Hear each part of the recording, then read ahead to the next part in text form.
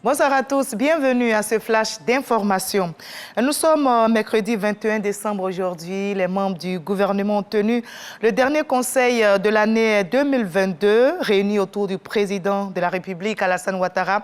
Ils ont évoqué plusieurs sujets portant notamment sur l'adoption du SMIC revalorisé, le paiement par l'État des rentes viagères aux personnalités politiques amnistiées et l'amélioration de la qualité de la nutrition des populations ivoiriennes.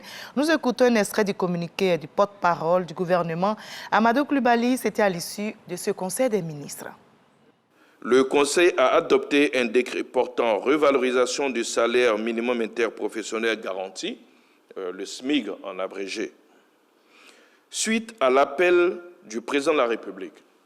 À l'occasion de son discours à la nation du 6 août 2022, invitant les acteurs du secteur privé à revaloriser le salaire minimum interprofessionnel garanti, les organisations patronales et les centrales syndicales se sont accordées pour augmenter le SMIC de 25%, le faisant progresser de 60 000 à 75 000 CFA. Le présent décret entérine cette décision des partenaires sociaux et fixe sa date de prise d'effet au 1er janvier 2023. Tout comme ailleurs, se prépare à vivre le passage à la nouvelle année 2023.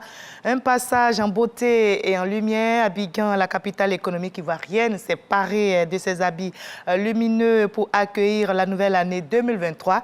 Et c'est la première dame, Dominique Ouattara, entourée de plusieurs personnalités, qui a lancé l'illumination d'Abidjan sur l'avenue Jean-Paul II au plateau.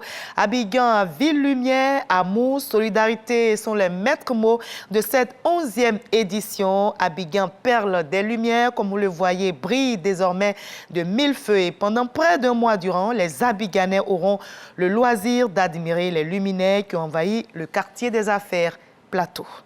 Et en cette fin d'année, les enfants gardent le sourire. Le Père Noël sacrifiera à la tradition. Les tout-petits recevront leurs cadeaux et les parents, complices des généreux donateurs, prennent d'assaut les espaces de vente pour faire plaisir à leurs enfants. Mais le choix devant les étalages n'est pas toujours aisé. Quel cadeau offrir pour la Noël? Nos reporters ont enquêté. Vous aurez les éléments de réponse ce soir. Et à l'étranger, le patron de l'OMS s'inquiète de la vague de contamination au Covid-19 en Chine. Notez que l'Organisation mondiale de la santé est très préoccupée par l'évolution de la maladie. Afin donc de procéder à une évaluation complète des risques de la situation, l'OMS demande plus d'informations, des informations détaillées sur la gravité de la maladie, les admissions hospitalières et les besoins en matière d'unités de soins intensifs.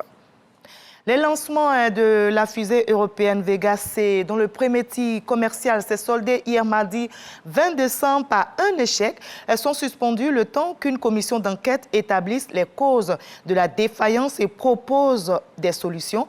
Notez que la commission indépendante aura la responsabilité de mettre en évidence la cause de la défaillance et de proposer des actions correctives solides et durables pour garantir un retour en vol sûr et fiable de Vega C.